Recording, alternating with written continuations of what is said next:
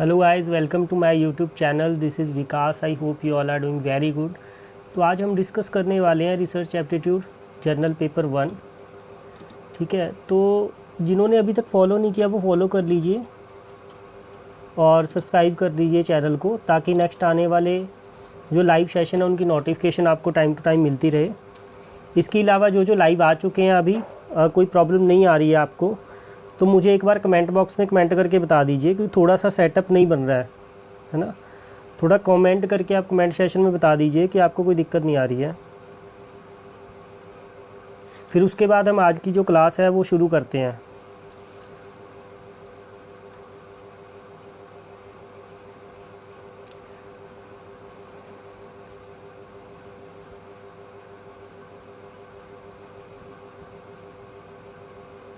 चलो आज का सेशन शुरू करते हैं। एक्चुअली थोड़ी सी टेक्निकल इशू आ रहा है, मे बी लाइव में कोई प्रॉब्लम नहीं आएगी।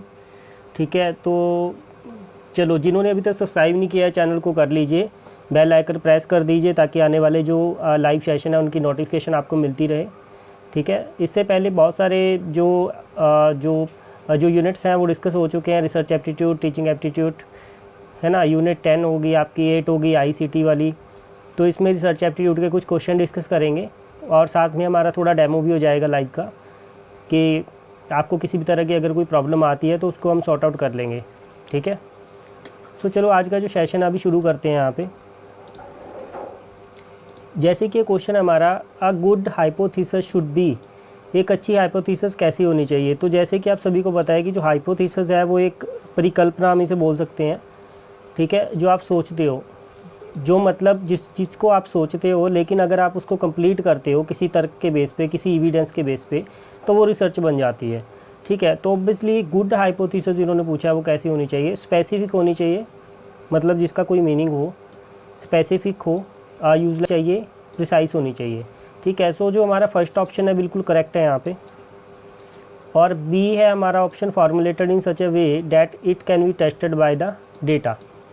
मीन्स फॉर्मुलेटेड वे में होनी चाहिए, जैसे कि रिसर्च के टेस्ट होते हैं, स्टेप्स होते हैं, आइडेंटिफाई करना डेटा को, फॉर्मुलेट करना, उसके बाद एविडेंस साथ में लगाना ताकि वो आपकी जो रिसर्च, ठीक है, और of limited scope and should not have global significance. मतलब यहाँ पे ये है कि अगर आपको रिसर्च के लिए कम डेटा चाहिए, सैम्पल साइज़ कम चाहिए, अगर आप हैवी ले लेते हो तो वो चीज़ नहीं होनी चाहिए इसमें।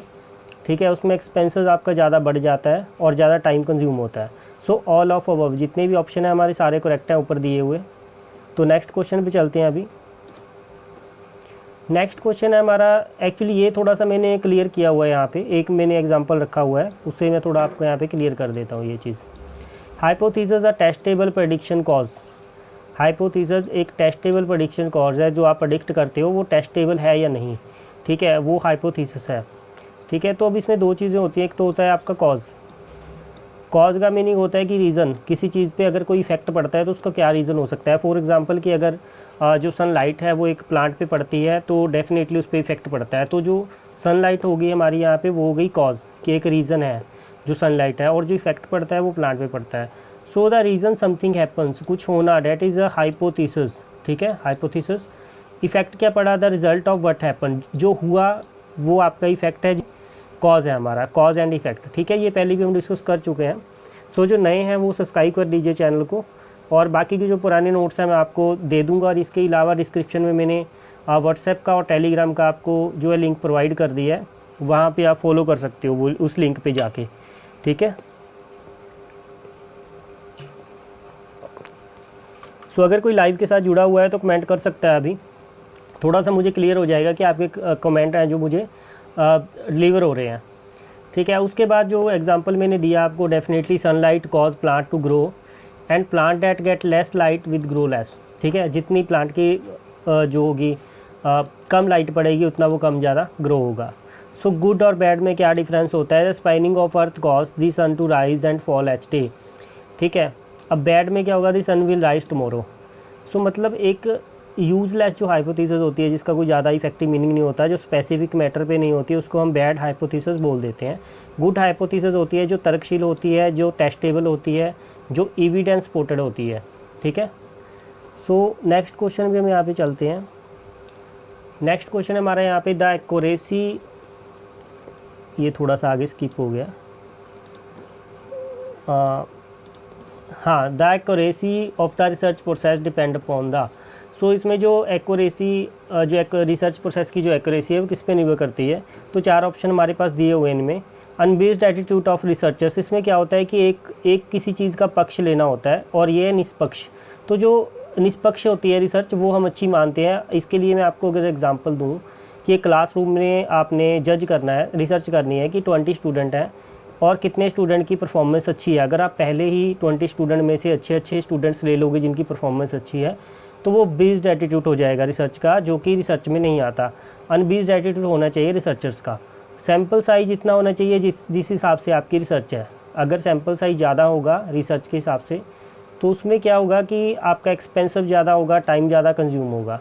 ठीक है। द रिसर्च मेथड अडॉप्टेड, जितने भी रिसर्च मेथड हैं, ठीक है, सर्वे मेथड हो गया, एक्सपेरिमेंटल हो गया, फॉर्मुलेशंस हो गए रिसर्च के, वो सारे ही यूज़ होने चाहिए मेथड, ताकि मतलब आपको एक एक्सपीरियंस मिल सके जो आप खुद का आपके पास टाइम ना हो करने का उस चीज़ के लिए।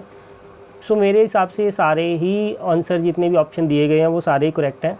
ठीक है। तो मैंने ये शायद डिफ़ाइन भी किया हुआ है थोड़ा सा, देखिए। अगर हम एक्यूरेसी की बात करें,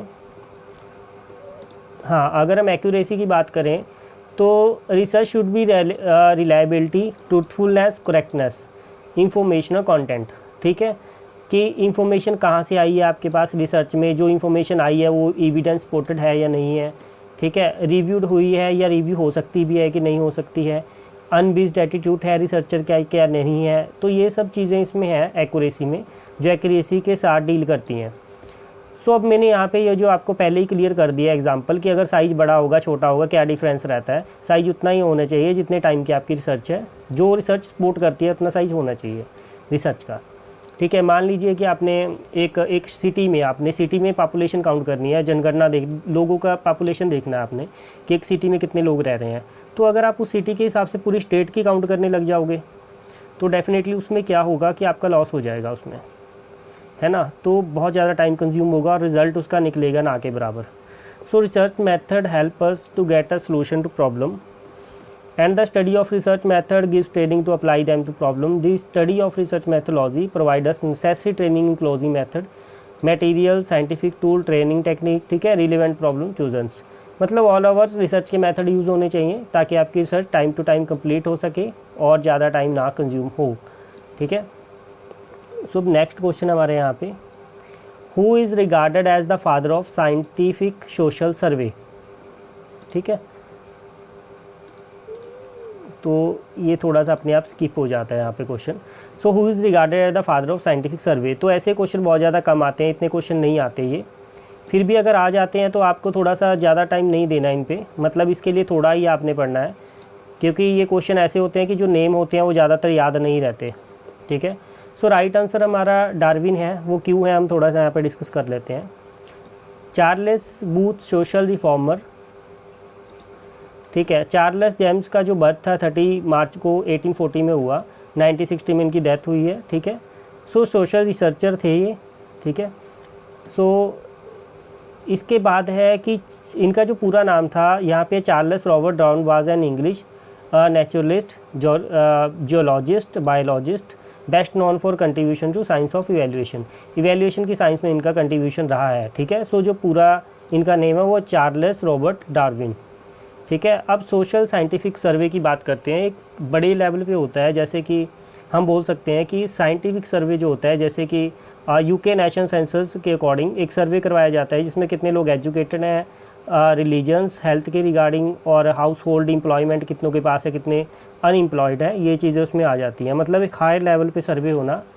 ठीक है। That is called scientific social survey. ठीक है। सो नेक्स्ट क्वेश्चन की अगर हम बात करें, यहाँ पे रिसर्च प्लान दिए हुए हैं। ठीक है। रिसर्च प्लान दिए हुए हैं कि रिसर्च प्लान जो है वो कैसा होना चाहिए, वो डिटेल्ड भी होना चाहिए। Should be given to other for review and comments. एक ऐसा रिसर्च प्लान होना चाहिए कि अगर हम किसी को रिसर्च रिपोर्ट सबमिट करवाएं तो वो उसको रिव्यू कर सके और कमेंटेबल होना चाहिए। Set out the rational for research study. कोई तर्कशील होना चाहिए, लॉजिकल वे होना चाहिए। कोई मतलब ऐसा रिसर्च प्लान नहीं होना चाहिए जिसका कोई मीनिंग ना हो। ठीक है। ये जितने भी ऑप्शन हैं हमारे सारे ही करेक्ट हैं, ऑल ऑफ द अबव। ठीक है। सो नेक्स्ट क्वेश्चन की अगर हम यहाँ पे बात करें, यही वाला क्वेश्चन मैंने थोड़ा सा डिफाइन किया हुआ है, एक बार आप देख लीजिए यहाँ पे। In short research plan is it is not necessary to tell all the investigation that will be performed. So इसमें क्या चीज़ें होनी चाहिए वो मैंने लिखी हुई हैं। रिसर्च क्वेश्चन सबसे पहले आते हैं जो आपके रेज होते हैं before research, and the hypothesis that is very important part of research, AIIMS and objectives also, research designs. ठीक है, अब इनको एक एक जो यहाँ पे टॉपिक है, कॉन्सेप्ट है, रिसर्च क्वेश्चंस क्या है, हाइपोथेसिस हमने डिस्कस कर लिया, AIIMS and objectives, research designs, इनको हम अलग अलग तरीके से अलग अलग स्लाइड्स में डिस्कस करेंगे जो नेक्स्ट हमारा लाइव सेशन होगा। फिलहाल ये एमसीक्यू सीरीज़ है, इसमें हम इतना ही शॉर्ट डिफाइन करेंगे कि जितना आपको क्लियर हो जाए। ठीक है,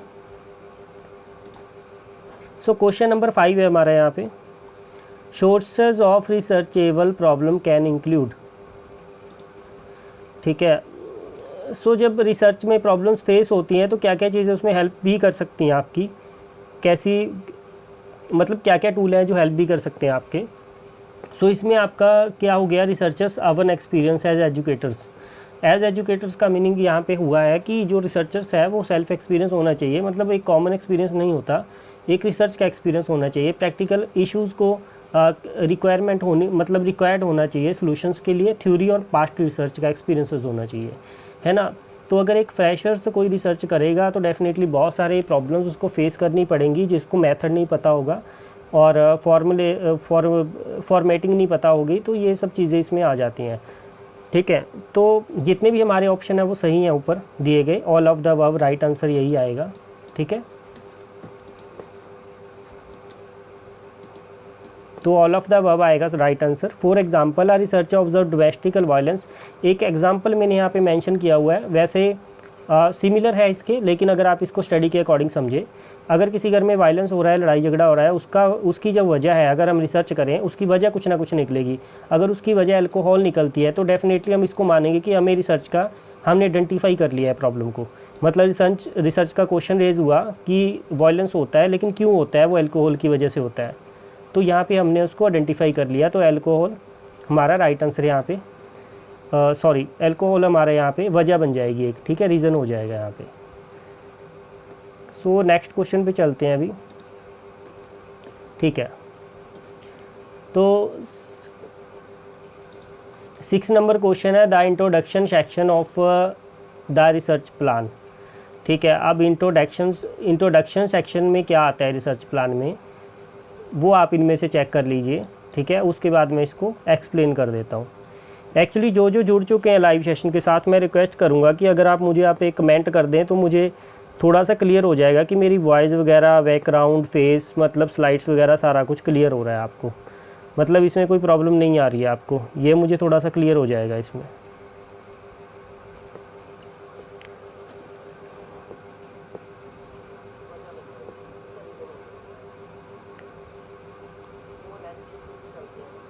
मुझे लग रहा है थोड़ा सा इशू हो रहा है, थोड़ा रुक रुक के चल रहा है ये।